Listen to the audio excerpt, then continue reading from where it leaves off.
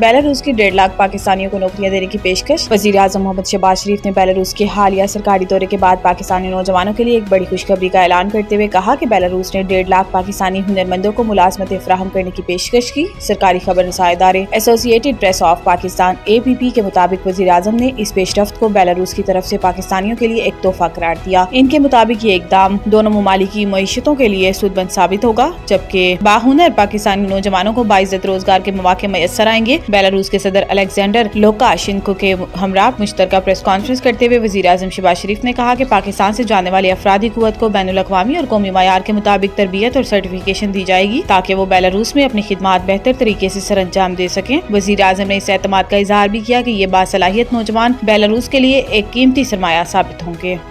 आजम सवाती की इस्टेब्लिशमेंट से डील की बातों का PTI से ताल्लुक नहीं। सलमान अकरम राजा। पाकिस्तान तहरीक इंसाफ के सेक्रेटरी जनरल सलमान अकरम राजा ने कहा कि पार्टी के सीनियर आजम सवाती की इस्टेब्लिशमेंट के साथ डील की बातों का PTI से कोई ताल्लुक नहीं। लाहौर की ATC अदालत के बाहर मीडिया से गुफ्तगू करते हुए इन्होंने कहा कि हम हमेशा आईन और कानून की हुक्मरानी चाहते हैं, मुल्क की बालादस्ती चाहते हैं, ये सब हमारा नस्बुलैन है। इनका कहना था कि इसके बाद बात आगे बढ़ती है तो ठीक है, अगर कोई ये सोच रहा है कि हम किसी पतली गली से निकलने की कोशिश कर रहे हैं तो ऐसा नहीं है। बानी PTI इमरान खान से मुलाकात होगी तो सूरत हाल वाज़ेह होगी। सलमान अकरम राजा ने कहा कि इस्टेब्लिशमेंट से डील की बात मेरे इल्म में नहीं। आजम सवाती अपने तौर पर कह रही हैं, जब तक बानी PTI से इस हवाले से बात नहीं होती तब तक मैं इस बारे में कुछ नहीं कह सकता।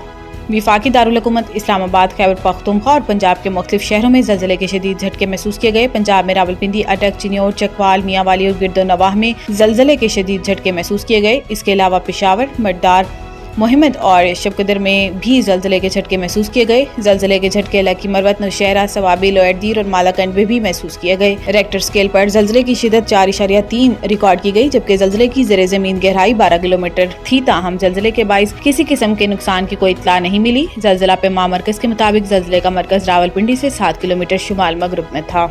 दो बड़ी ताकतों में टैरिफ जंग में मजीद शिदत आ गई। अमरीका और चीन आमने सामने आ गए। चीन ने अमेरिका के 145% टैरिफ के जवाब में अमरीकी मसनूआत पर 125% टैरिफ आयद कर दिया। व्हाइट हाउस के मुताबिक अमेरिका ने चीन पर 20% लीवी की मद में इजाफा किया। चीन ने अमेरिका की आलमी इक्तिसादी निज़ाम के लिए खतरा करार दे दिया। चीनी वज़ारत ख़ारजा ने दो टोक ऐलान करते हुए कहा कि आलमी तिजारती कवानीन पामाल नहीं होने देंगे। अमरीकी धमकियों से खौफज़दा होने वाले नहीं, ब्लैकमेलिंग में नहीं आएंगे। वाशिंगटन तिजारती जंग चाहता है तो आखिरी तक लड़ेगा।